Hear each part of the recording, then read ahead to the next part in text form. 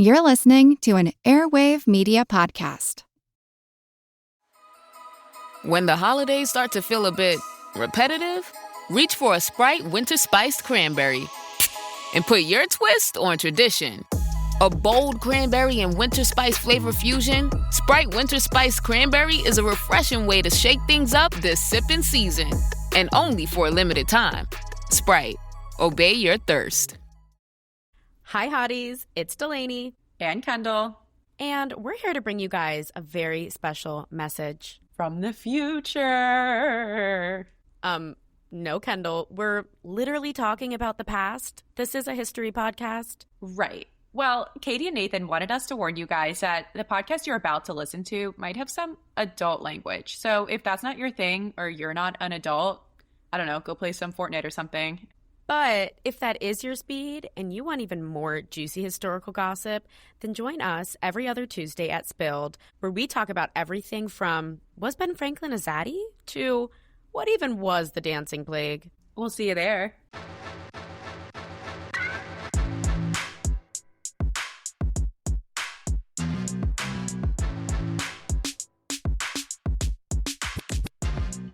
Hello, Nathan. Well, Katie, how have you been? I've been doing okay. How are you? Pretty good, pretty good. Living the life, living the dream, you know. Living La Vida Loca? Living La Vida Loca. Now that song's gonna be stuck in my head. Thank you. Upside, inside. I don't know why that popped in my, I was just possessed from the astral plane to live La Vida Loca. I don't know. I've got on my Led Zeppelin shirt today because Jimmy Page, I learned recently. Well, I always knew he was very into the occult, or is. I'm pretty sure he's still alive, being a weird little wizard. I learned recently he owns 2 original editions of Madame Blavatsky's books that we're going to talk about today. Ooh, very spooky. Love very that. woo-woo. So you're using Led Zeppelin to channel Helena Blavatsky. Yes, and you know what? I think Jimmy Page would be into it. I think he'd be like, hell yeah, absolutely. Jimmy Page, please like and subscribe. Yes. Somebody please get on the astral plane, send this to Jimmy Page, or just through RSS feed, whatever. So, Nathan, where did we leave off? Well, where we last left off on our very unreliable narrator, she was ending what we refer to as her lost decade. And guys, we actually aren't sure what she got up to exactly for a hot minute. A whole decade of just vibes and question marks and stories that were only verified by her. So yes, there's a lot that our only source is her, and we know she's not a reliable source, so question mark. But then we know after her lost decade, she did spend a not insignificant amount of time in Cairo. Probably, almost certainly she spent a while in Cairo trying to establish her own spiritual society. Oh gosh. But actually, we're gonna skim over a lot of that and just skip to what we need to. Let's fast forward to 1873. We've got a lot of story to cover. Lots of story. And she's about 42 years old, and she arrives in the U.S. Right. And she's like, okay, it's time to settle somewhere. And she hears about this big movement happening in the United States, in the West, and most specifically the United States, a movement where women are visible or in visible leadership and where woo-woo rules the roost. Ooh. And this movement is called spiritualism. And she's like, hey, I'm a woman. I love being the center of attention. And my woo-woo is kind of my whole personality. Her entire Sign personality. me the hell up. Yeah. So we've covered spiritualism a couple of times on this show before, pretty extensively in our Victoria Woodhull episode, which I expected there to be more crossover with Victoria Woodhull and Helena Blavatsky research. Not really. No. They're 2 very different people. One of them fucked and one of them supposedly didn't, for one. Big point of contention. Yeah. But anyway, let's do a recap of why spiritualism was so popular at the time. At this specific point in time, the American Civil War had just happened. And this war had affected just about everyone in the US. Like, you'd be pretty hard pressed to know anyone that didn't know someone who had lost someone in the Civil War. And really important side note, heard somewhere that the Civil War was the first big war with photography. So now families see the actual battlefield photos and all the bloody gore that goes with it. Right. So, like, whereas from pretty much the beginning of time, families are told, like, your son died in a battlefield in a blaze of glory like a hero. But now they're seeing photos of these quote unquote heroic battlefields. And it looks a lot more like he died in a ditch than this romanticized blaze of glory. Do you know what I mean? Yeah, it makes it more like, whoa, oh, that's Whoa. tragic looking instead of, oh, he That's- died on a horseback with his hand raised in the air with, didn't happen. Yeah, yeah. And now everyone who was left behind is looking for answers. So they turn to psychics and mediums to try and communicate with dead loved ones. And so we're seeing this huge spike of people hiring mediums to communicate with the dead. We're seeing seances, crystal balls, and fortune tellers. Ooh. So this is the movement we were talking about, spiritualism.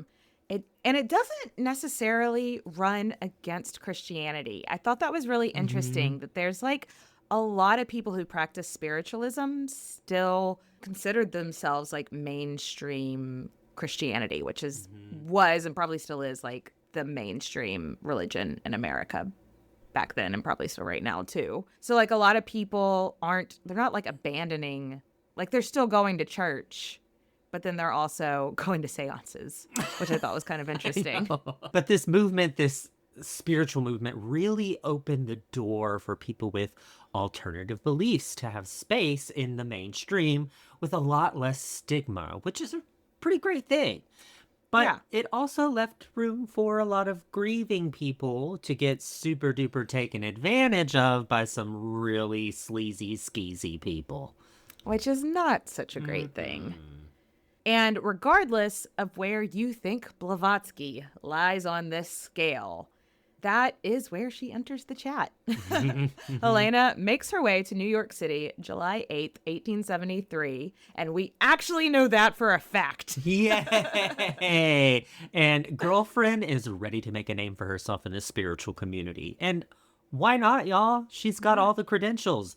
She's been talking to her psychic pen pal on the astral plane since she was a baby. She was allegedly tutored by Tibetan monks on ancient civilizations. And she's basically been leading this secret Egyptian psychic society, according to her own account, for the last decade. In her own mind, she thinks like she is going to step off of this boat into New York and basically be handed the keys and be like, you are now the mayor of spiritualism in New York City. Welcome. We've been waiting for you. That's not how it goes. And she has no money at this point.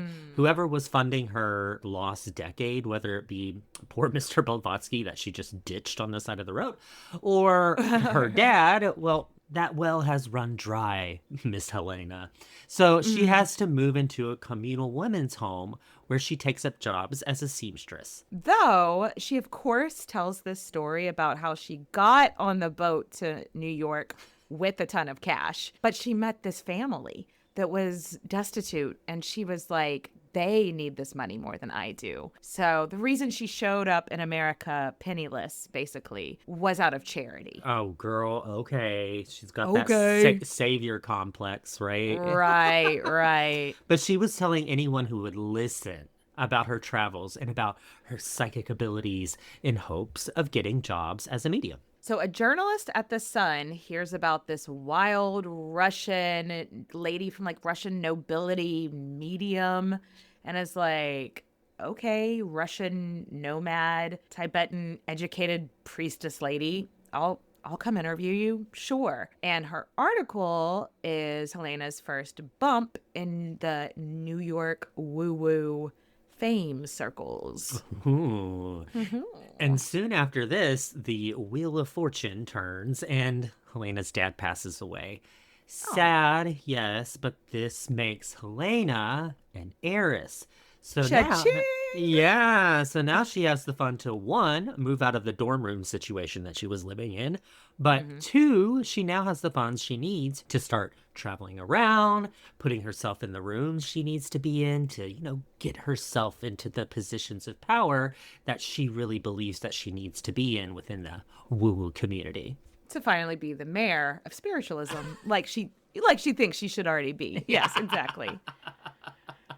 So while she is making her campaign, I think that is a good place to take a quick break. I'm going to go astral project and top off my drink real quick, which is just water, because again, Helena didn't drink alcohol, and I don't want her, coming and haunting me. No. So I'm going to go top off my drink, and y'all can listen to a word from our sponsors real quick, and we'll be right back. You know how every year I convince myself, this is the year I become a mini pair of glasses person. And every year I end up in some fluorescent store getting bullied into buying whatever the salesperson hands me. Oh, I've been there. One time I walked out looking like an off-brand Elton John because I panicked. Warby Parker changed all of that. Truly. When I tried their virtual try-on, I finally felt like I wasn't guessing. I could see what styles looked good on my face without leaving my couch. Same. I got the Hughes frames in that dark turquoise color, and suddenly everyone was like, oh my god, who is he? He reads books now. Warby Parker's frames are designed in-house with premium materials, and the selection is huge. Colors, silhouettes, sizes, everything. It actually feels like picking frames that match your personality. And the whole process is so easy. They've got eyeglasses, sunglasses, contacts, and eye exams, plus over 300 retail stores across the US and Canada if you want that in-person styling moment with their advisors. And the prices don't make you cry. Glasses start at $95, including prescription lenses with anti-reflective, scratch-resistant coatings. Many locations even offer eye exams starting at $85. And if you get 2 prescription pairs, you save 15% online or in store. Plus, free shipping and free 30-day returns. So go find your next pair. Warby Parker has over 300 locations to help you find your next pair of glasses. And you can head over to warbyparker.com/queenspodcast right now to try on any pair virtually. That's warbyparker.com/queenspodcast. Okay, picture this. It's the holidays, and I am, as always, trying to be that friend. You know, the friend who gives gifts that make people gasp, clutch their pearls, and say, oh my God, how did you afford this? And that, my darlings, is why I'm going with Quince. When it comes to holiday gifting, I want to give things people actually love. Beautiful, timeless pieces that they'll wear for years. And Quince is delivering luxury without the, my credit card is screaming, price tag. They truly have something for everyone. Soft Mongolian cashmere sweaters for $50 that look and feel like designer pieces. I mean, hello. Silk tops and skirts for dressing up. Perfectly cut denim for everyday life. And outerwear that actually keeps you warm instead of theoretically warm. Their Italian wool coats, chef's kiss. Tailored, soft, and built to last for seasons. And listen, this is your approved personal endorsement moment. My cashmere from them feels incredible. Soft, structured, and it does not pill. It's the kind of quality I normally expect from a $200 sweater, not $50. I've been reaching for it constantly, and it's holding up like a champ through all the chaotic holiday running around. Plus, Quince doesn't stop at clothes, honey. I've been peeking at their home, bath, kitchen, and travel goodies, and I fully intend to buy gifts for others and then mysteriously keep half of them for myself. 'Tis the season. Find gifts so good you'll want to keep them with Quince. Go to quince.com/queenspod for free shipping on your order and 365-day returns. Now available in Canada too. That's QUINCE.com/queenspod to get free shipping and 365-day returns. Quince.com/queenspod. Okay, so we're back, and Helena has just come into some money, honey. And despite thinking she is basically woo-woo royalty in her own mind, she's a nobody on this scene. She's like, okay, who can I introduce myself to? Oh, I've heard about these two brothers named William and Horatio Eddy. These guys were very much movers and shakers in the seance scene, and she's got some cash to flash, and she's like, okay, I'm going to go check these guys out. They had a farm in Vermont where they hosted these very famous seance events. So she heads that way. And we aren't going to spend too much time on the Eddy brothers because maybe over on Patreon we'll spend some more time on them. So check that out if you want.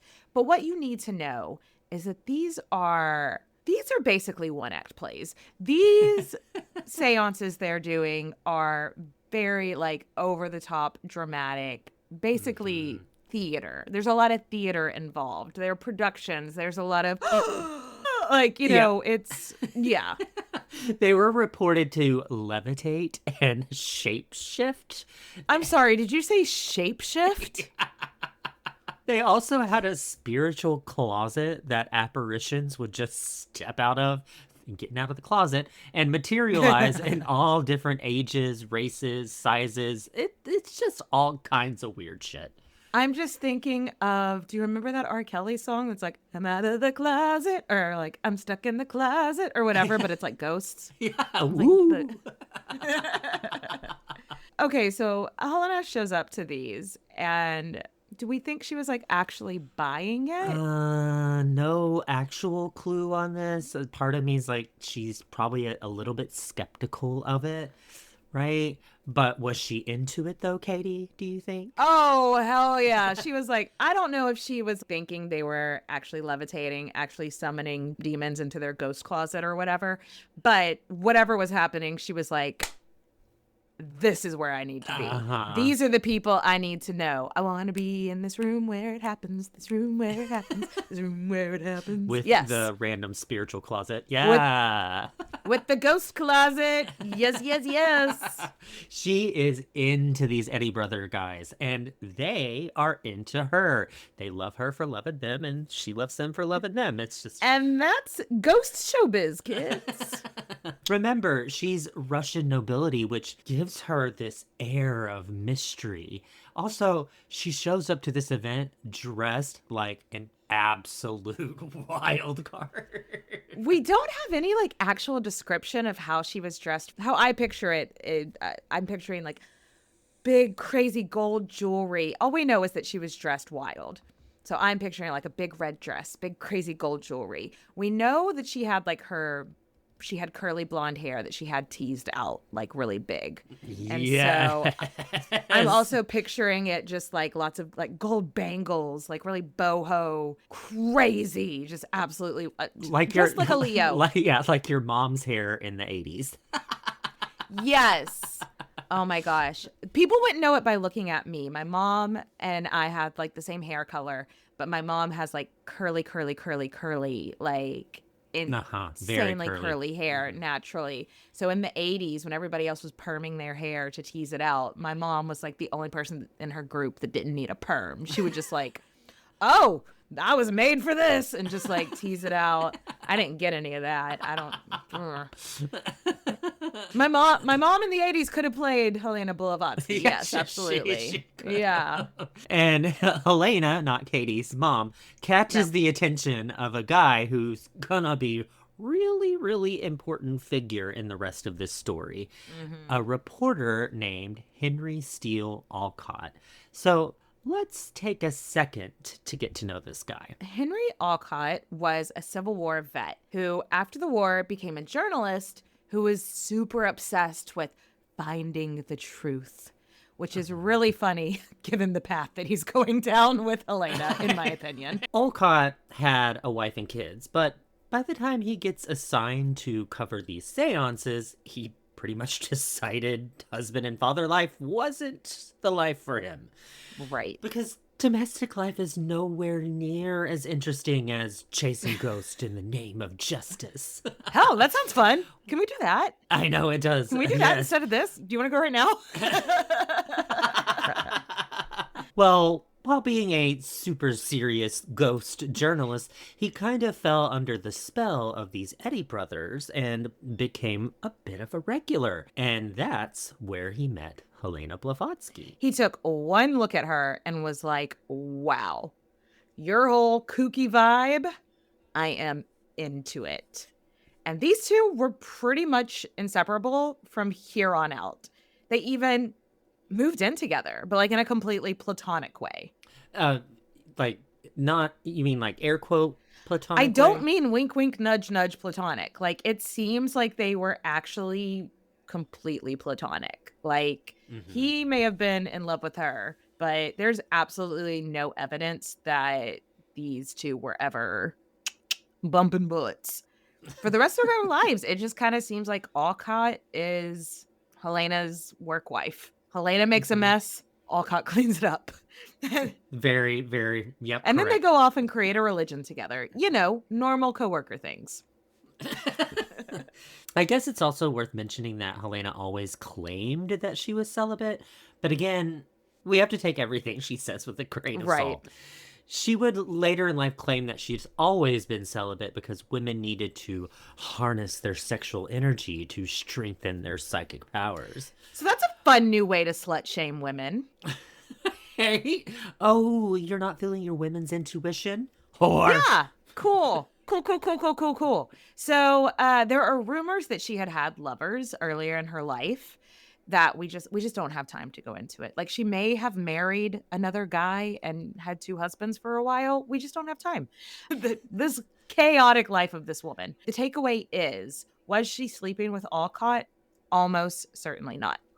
But the two were very, very close for the rest of their life. That's all we have time for in this. So let's move on. Yeah. Helena found this partnership with Olcott really beneficial because, remember, he's always has connections in the publishing world, journalist. And keep in mind, in our first episode, her mother was a writer.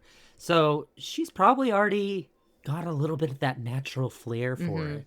So from their apartment, the duo began writing publications on esoteric and spiritual stuff and created a group called the Miracle Club. I feel like they could have workshopped the name, the Miracle Club, a little bit. Like, it's giving like Disney after school special or something like that. Or like, or like some kind of like Make-A-Wish Foundation kind of, I don't know. Like, I feel like all the like spiritual, universal, she could go into a trance and pick from anything in the universe. And the Miracle Club is what, anyway, I have to move on. I know, it's awful. It was basically a little New York meetup where like-minded weirdos did seances, talked big ideas, and gave Helena a stage. It didn't last long, and the only reason we care is because it's the prototype for something much bigger, the Theosophical Society. Dun, dun, dun. Thank you for much better. Sounds a little bit more Yes. bougie than the Miracle Yes. Club. But the Theosophical Society, the Theosophical. It does not roll off the tongue. Theosophy is not like an easy word to say. No, but the Theosophical Society was founded the following year in 1875. Theosophy, which is like the term that's like her bread and butter moving forward. That is the term that had been used in the past. It means divine wisdom. But no one had actually created an organized group around it before. And so notice we are saying group not religion. I think we said earlier, like, they formed a religion. They were always like, it is not a religion. It is just a group. Yeah. But it's, ooh, girl, you are walking a tightrope here, though. Tipping on the tightrope with that one. Yeah. Tipping. Yes. Helena was very clear that this is not a religion, even though it kind of sounds like one. This is an organization of enlightened thinkers. We like to get together, sip some tea, discuss all the religions in the world and what's possible if we expand our minds and hodgepodge together a bunch of different philosophical ideas and bits and pieces of religions. Way more scholarly, way more intellectual, much less abracadabra of it all. You know, like I'm gonna levitate while talking to your dead grandma. Yeah.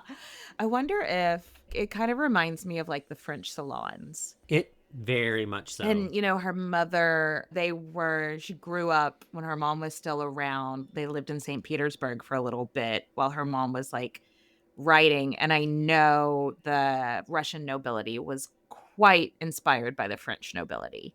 So, like, I wonder if that's just slight tangent. I wonder if that's what that's inspired by. I wouldn't be surprised if that's where she drew some inspiration. Was if she wasn't, you know, a part of those, she would have heard. Oh yeah, she's very educated. To be included in that sort of thing. For sure. And Helena was actually a fan of how the American Republic was set up. So they structure the Theosophical Society the very same way. They draft up a constitution, they elect a president, and no, I know what you're thinking. Helena did not elect herself the first president. They elected Olcott as the first. Okay. Helena was not into being like the main figurehead, which surprised me. She wants to be like the mysterious lady behind the curtain. She's not calling the shots about how to run the day-to-day shit. She's more of like the spiritual leader who comes up with the theories behind everything. I mean, she's traveled the world. She knows like 7 languages, according to her. She speaks like 7 languages and studied all these different religions. She's smart. So she's like, you know what? You be the figurehead. You be the guy that people come to about like the budgets and stuff. Yeah, she has a buffer. Yeah, I don't want people coming to me and being like, asking me like, who do I give the catering bill to? I want to be back here. Just much like her arrival to America, it kind of seems like Miss Blavatsky expected that once she set up her society, that the followers would just start rolling on in. She was expecting a real Field of Dreams moment. If you build it, they will come. But it was basically just her and Olcott and this rotating group of nerdy weirdos coming in and out. And she's like, okay, I got to get the people talking about this. Building it wasn't enough. I need to write it down. And boy, howdy, did she ever write it down. Oh my goodness. There's one thing about her. She did not, her writings were, thorough. Yes. Over the next 2 years, Helena puts her heart and soul, and maybe the souls of whoever else she was channeling, into this book that will become known as Isis Unveiled. And y'all, it was controversial and a doozy. A core belief of this book is that the writing came from, quote unquote, the lodger inside of me. So I guess that's supposed to be like channeled writing. Like, I'm not writing it. Yeah. There's a little guy inside of me. Do you remember over the summer? So for like people newer to the show, over on Patreon in the summer, Nathan and I will kind of talk about cults and like other things. And this summer we talked about the Seekers. Do you remember the lady, Dorothy? What was her name? Dorothy somebody. The Dorothy lady from the Seekers. She did channeled writing. And it was like supposed to be Jesus/alien Jesus, whatever, that was channeling through her writing. That's what this made me think of. The lodger inside her. It's channeled writing, basically, is what she's claiming. Yeah, that's essentially the idea of it. But whoever wrote it didn't give a single fuck about brevity, because it is 1,300 pages of pure occult chaos. And it was controversial, to say the least, because it pissed just about everybody off.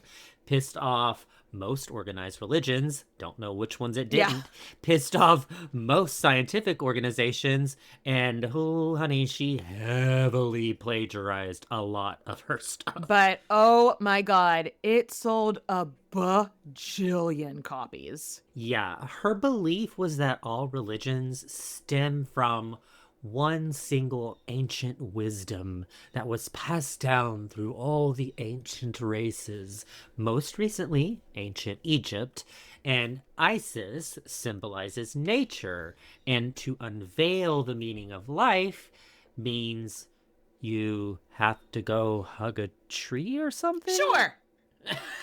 The book sold out in the first week, and people started their own branches of this Theosophical society. So, kind of like Oprah's book club? Sure. Yeah, it blew up.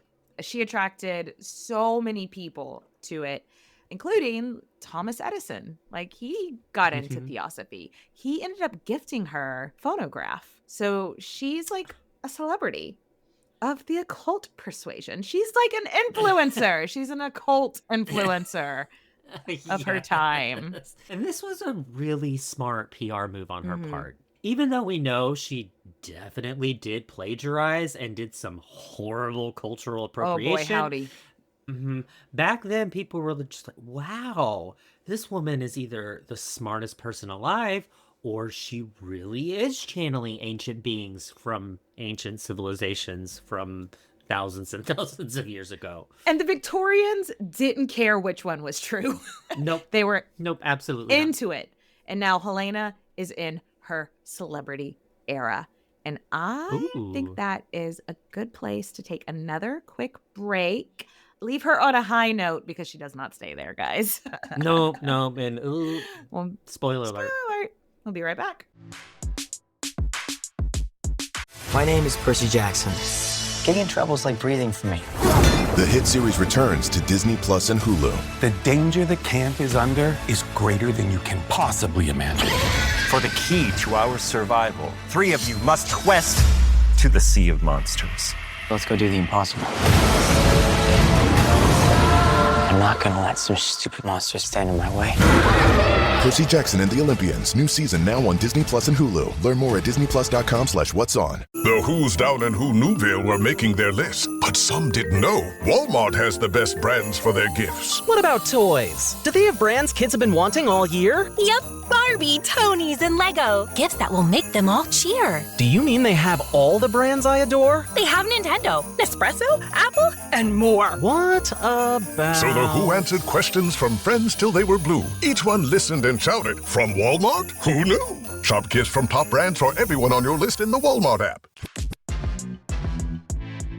We're back again. Hello. And Helena is a celebrity in the West, but so much of Theosophy really hinges on teachings from ancient societies of the East. Ancient societies and universal secrets that really only Helena has access to because, psychic pen pals, astral planes, woohoo. So she and Olcott were like, well, we owe it to India to go teach them about their own culture. So problematic. And that's when they moved to Bombay. I want to just give a big old disclaimer before we get into her 6 or 7 years in India. So problematic, so much cultural appropriation. We are not going to dive too deeply into the cultural appropriation, but if anyone who practices Hindu or because I looked into how was she received, and I feel like every source I tried to read on this had a different take on how Blavatsky and Theosophy was received in the East. Some sources were the Hindus really appreciated her take. They were because it's a religion that's very open to debate and discussion. And some people were like, no, this was cultural appropriation and everybody hated her.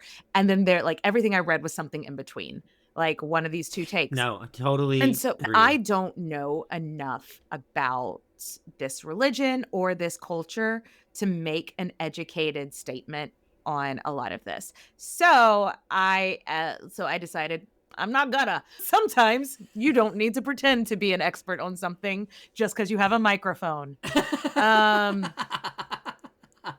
But if anybody listening ever like has an opinion on this and is part of this culture, send us a message. I would love to hear your take on this. And that's my little disclaimer before we get into Miss Blavatsky's time in India, teaching them about their own culture. It is important to note, though, that at the time, the British Empire was looking at India and being like, I can have all those spices. The British Empire had both feet on the ground in India and wasn't saying I can has. They were like, it's mine. Yep. Check out we have 2 episodes on Rani of Jhansi, which kind of goes into this time a lot more. But TLDR, India is under British rule. But there's like a growing resistance and a strong push for cultural and political independence from the Indian people, being like, we're kind of sick of this. Like, no, like we would like to be independent now.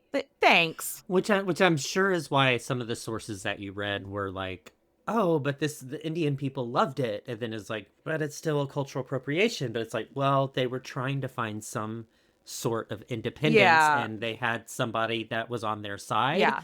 And Blavatsky was like, hell yeah, into it. Oh yeah. And Blavatsky was like, y'all want to be independent? I love that shit. And for that reason, she gained a lot of Indian followers at the time. Right. And that's just so funny to me because she like rocks up and she's like, hi, I've come here from America to teach you about ancient Indian cultures. And excuse me, what? No, thank you. But then she's like, oh, but fuck the British. Oh, I love this. They're like, fuck yeah. But you know who was not impressed by this spooky broad? The British and the Christian missionaries. Surprise. They were like, who the fuck is this spooky broad coming in?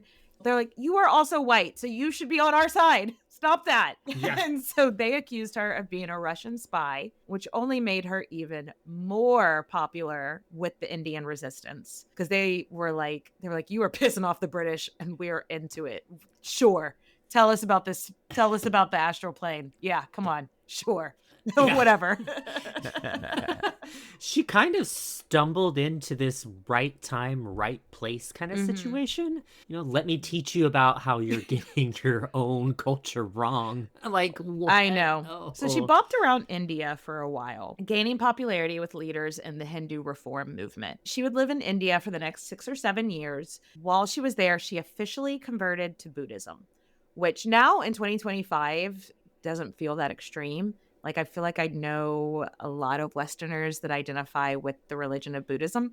But back then, a Western woman who was like a public figure had never officially converted to Buddhism before. And this was being covered by newspapers. So this was a big fucking deal. And on the surface, we should note that while it made the newspapers all over South Asia, you know, a Western woman converts to Buddhism, there were a lot of locals side-eyeing her like, what's your end game here, lady? Yeah.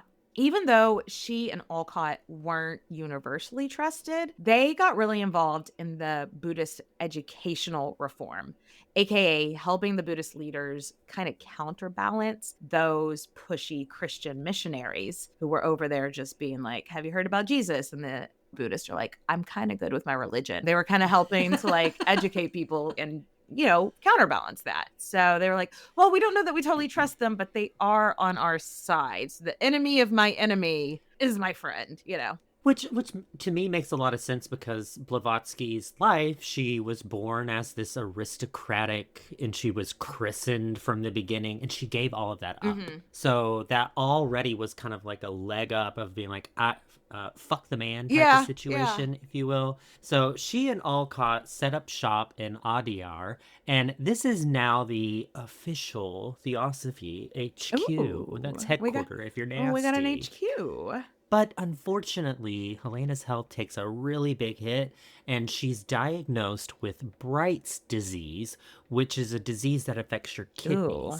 So maybe we'll look to some other folks in this group to, you know, help with the day-to-day tasks here and there.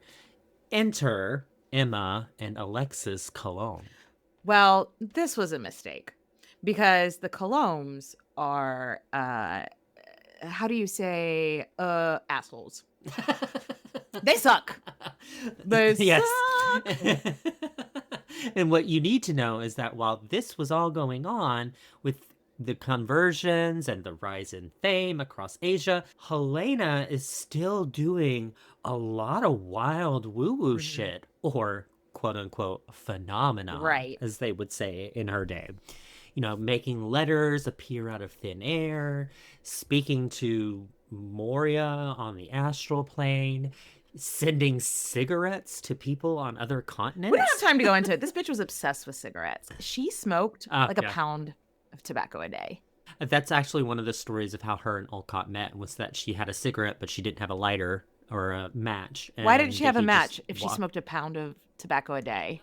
I don't know. And then maybe it was like a setup on her part, and then they just started speaking French, and then he lit her a cigarette, and then sparked it. But yeah, obsessed with cigarettes. So were all of these things hoaxes to begin with? I mean, mostly. Probably. But what wasn't a hoax is that the Colognes were super fucking down on their luck. And these two were damn near living on the streets when Blavatsky was like, oh, I know them from back in the day. And she took them in. She gave them a place to live. She gave them a seat at the table. She made the table levitate. And all they had to do was not point out the strings on the table, making it levitate. Yes. In 1883, Helena's health conditions continue to deteriorate. So she's like, okay, I need to go see a doctor, so I'm going to go to Europe, and hey, Emma, I'm going to leave you the keys while I'm gone. Big mistake. Huge. Basically, as soon as she was gone and they had the keys to the castle, they write to her and they're like, we figured out that all of your quote-unquote phenomena are tricks, and they are bogus, and we are going to expose you big time if you don't pay us some money, honey. Blackmail. Phenomena. Blackmail. Blackmail. Phenomena. We're not going to go into detail, but they had all these letters just spelling out how Blavatsky did all of her quote-unquote tricks, and also just a big mountain of evidence of the ways that she had deceived people. One, for instance, was that Helena had this cabinet that she claimed to get letters from her psychic pen pals from the astral plane, and the Colognes were like, there's a hole in the bucket, dear Liza, dear Liza. There's a hole in the cabinet, and she's just writing letters herself. Which I'm like, did she get this idea from the Eddy brothers? Remember when we were talking about like the cabinet? That's I do think that she got that idea, because that cabinet literally backed up next to her bedroom. Oh my God. So did she pay up? Oh hell no. She was a big man, big feelings. And she's a boisterous woman. Yeah. She's not someone that's gonna take this sort of thing lightly. So she says, you know what? I'm gonna sue them for slander. But Olcott thankfully talks her off of this cliff and is like, you know what? If you do that, then your name's going to be splashed in the newspapers even more, and it's just going to bring more attention to all these claims. I mean, the guy's not wrong. Not wrong, but also a little too late, because it was already in the newspaper that this shit was happening, and the Christians over there in the East are eating this up. And so they're spreading it more, and they are publishing articles and talking to the press about her being a fraud. And it gets picked up so much that it even makes it to like the newspapers in London and the New York Times. Because remember, she was such a celebrity in America, and now she's a fraud. And it hit her reputation hard. I mean, she's still got this ride or die community that's going to keep her going, but ugh.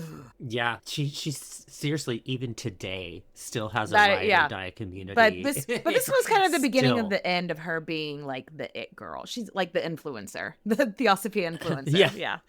Whenever I was doing, like, I watched some YouTube documentary on her, and all of her followers would call her HPB. Yeah. You down with HPB? Yeah, you know me. It sounds too much like HPV to me. Oh, it does? No, thank you. So Helena is like, fuck this shit. And she storms back to India, and she's going to kick some Colum ass, and returns to find a house divided. Theosophy is struggling, y'all. Yeah, while she still like held a lot of influence, especially due to her goodwill with the reform movements. I mean, the press has been eating her up alive, and there's just no coming back from it from certain standpoints. Especially whenever you're in this psychic community and all of a sudden it's like you're a fraud, you're a hack. Right. That's very hard to come back from. And there's so much infighting within her community. The girls are fighting. The girls have gone wild. People aren't taking her calls. Donations are drying up. They're not coming in the way they used to. And all the while, her haters, aka the Christian missionaries and the British in India, they are eating this up. They are that gif of Michael Jackson from the Thriller video eating the popcorn. Yes. They are digging it. Obviously, she kicks the Colums out on their asses, deservingly. So they have nowhere to go except for straight back to the press to like try to get like milk this story for as much more as they can until like public interest dries up. What we're getting at is this was a pretty big scandal, one that her reputation never really recovered from, and one that her failing health really didn't need either. Right. Helena is like, okay, well, I can't take this. Fuck it. And she leaves India. And she never returns again after this scandal, which is kind of, I mean, I know she was like doing a shitload of cultural appropriation and she was really problematic there, but I think she really did love it there. So that does suck from that standpoint. Though Theosophy HQ remains there and Olcott stays behind to run shit from there. And they do remain close for the rest of their life, I guess, sending cigarettes through the astral plane or just writing letters and telegraphs and stuff like that, like normal. Yep. So what's next for a down on her luck woo-woo agent of chaos, Katie? Well, last time she was stuck, writing a book really seemed to do the trick. So let's talk about the secret doctrine. Oh, the secret doctrine. What was that, Nathan? I want to set that to the noise my phone makes whenever you text me. The reason I say I didn't say anything. I just made the reason I emoted that. I did read a big chunk of the secret doctrine. Oh, honey. Because it's free online, right? That easy. Yeah, it's absolutely free online. It's a doozy. Like, it's because she just knows a lot. It's 1,500 pages of just Blavatsky and her little inner demon channeling. It's just her vibe. Blavatskyan all over those 1,500 pages? Okay. But in it, though, I found this interesting, is that she explains that the universe started with a single cosmic egg. Okay. That egg burst open when divine energy hit it. This is literally the Big Bang Theory, but 40 years before people were even calling it that. So, also in the secret doctrine, Darwin? Wrong. Absolutely not. According to Helena, she believed that mammals evolved from humans, not the other way around. And that Nathan, I wish y'all could see his face, just exasperated. Okay. And that we evolved from ancient super races from the mythical continents Lemuria and Atlantis, which I think both of those were also mentioned when we talked about the Seekers over on Patreon this summer as Mhm. well. Yep, Lemuria and Atlantis. They were like two continents. One I'd heard was of Atlantis in, before. yeah, Atlantis was in the Atlantic. Yeah. Hence the Oh, do name. you remember that guy that we met at Podcast Movement that claims that he found Atlantis? And he, Oh what- my I had gosh. his business card. Oh my God. Side quest. We went to this thing called Podcast Movement this summer, and we met this guy who was just on his own little journey in life. And yes. he was not being like, I think I have a theory about, he was talking to us like as if I'm saying, my eyes are blue, I am 5'2", da da da da da, and I discovered Atlantis. It is by Jamaica. And he was handing out business cards with the map, and that is Atlantis. And he Yes. was like, and oh my God, he was just talking at us about how he went to Atlantis and found it. But the government, was it the Chinese government, was like Yes, it was the suppressing Chinese his government. discoveries. Mhm. Anyway, I need to I need to go back and find his card. Anyway, back All to of this Blavatsky. is- Sorry. Yeah, the Lemuria and Atlantis. It's a fun theory because those theories were popular at the Mhm. time, and we now know that they actually didn't. Not that one exist. guy does not know that. Again, it would be its own episode going into these theories. And if you're interested in the Secret Doctrine, like we said, you can find it online for free, not light reading. It literally blends in all of these ancient religions and symbology. And it's a tough read. Like, I had to read one page like 10 times before I was like, oh, okay, Girl, what? now I've got you. Yeah. Like we have to read the same sentence over and over because your mind is just like, what? Cannot comprehend. That is me trying to learn the rules to a card game. Yep. But I mean, it certainly got her out of the slump she was in, because this book sold out fast. They could not print it fast enough for the demand it was in. So like, fraud or not, people are buying this exact brand of woo-woo weirdness that she is selling. And the older she gets, the worse her health yeah. gets. When this book comes out, she's in her early 50s, which doesn't seem too old to travel around performing phenomena. But but in Victorian times, things were a little different, especially having a disease that affects your kidneys. Right. It's like, how do you even treat that? Right.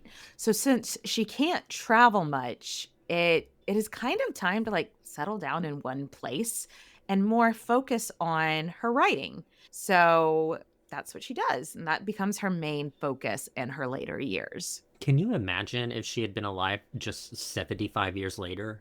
Instead of having to start some kind of cult adjacent society, she probably would have been a science fiction writer. Like, she has the knack for it. Clearly. The genre just didn't exist yet. L. Ron Hubbard hadn't started writing his garbage. Oh my God. Could you imagine if the timelines had been different and she had met L. Ron Hubbard instead of Olcott? Oh, whoa. God.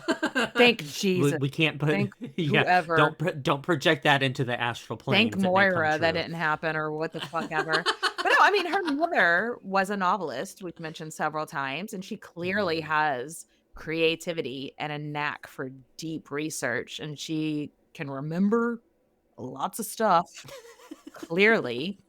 So if she had just shifted a little bit, I bet she could have written like really, really fun fantasy. I just think she could have had a very different career that didn't have anything to do with probably grifting a lot of people, or cultural appropriation, and all the other problematic shit, deeply, deeply offensive shit. She could have just, written some cool books. So, no more drama for Blavatsky, just writing for the rest of her life? Oh no, we're still gonna do just a little bit of drama. Come on. Okay. Makes her final home in London and checks in with like the Theosophy, the Theosophists there in London to see how things are going. And she immediately goes, ooh, the vibes are off. hate it here. Because the dude running it is only trying to recruit the elite, the aristocrats. And now don't get us wrong. She did want the aristocrats to be into it because they had the money, honey. And she definitely needed the money, honey.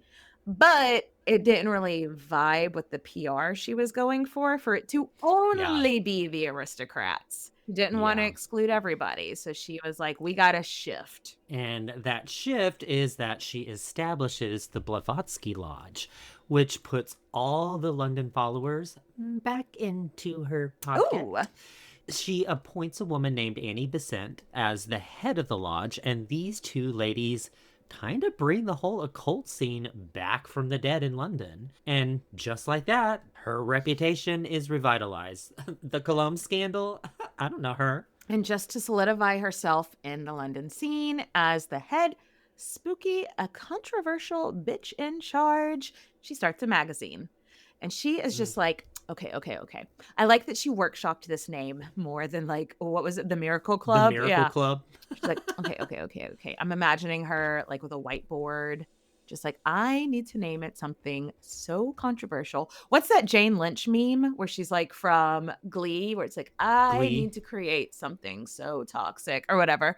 I need to name this something so controversial. I want these Victorian bitches fainting in the streets. I'm going to name my magazine Lucifer. I'm literally clutching my pearls as we speak. I mean, it worked. That is pretty controversial. That's about as controversial as it gets. And it was hypercritical of Christianity, but not of Christ himself. She always made that distinction. She made that very clear in her writing. The institution, not the guy. She said that all of Christ's true teachings were basically lost and watered down, and that the men ended up coming up with all these saint stories and hullabalub. Did I just say hullabalub? And she made it into what it was not supposed to be. And here's a quote. The Christians were the first to make the existence of Satan a dogma of church. What is the use in a pope if there is no devil? Because the pope wants to make the money, but if there's no devil, what's the good of the pope? Yeah, you didn't know that the Pope was going to make an entrance here. Pope, we got Pope, we got Jimmy Page. We got a lot going on here. Yeah. She's calling out the Catholic Church left and right, and she is not shy about it. Leo, not shy. Say more. And despite the controversial title, the journal was pretty well received within the theological circles. It was a lot less about woo-woo and kind of more the philosophical ideas. Yeah. It wasn't her most lucrative project, but it was really well respected, actually. So in her later years, Helena was wheelchair bound and she didn't get out much, but that didn't mean she wasn't still influential. When you are the Madame Blavatsky, people come to you, honey. And so she continued to write, teach, mentor, and hold Theosophy meetings at her house in London. In 1891, Blavatsky catches the flu. There had been a massive outbreak in England at the time, and sadly, she does not recover from this. At the age of 59, she passes away in her friend Annie Besant's house, and Theosophists celebrate this as White Lotus Day. And they all dress up like Jennifer Coolidge. Just kidding. But can you imagine? Can you imagine? No, they use that day to like study Buddhist practices and study just different things from Theosophy. So cool. Yep. Her legacy.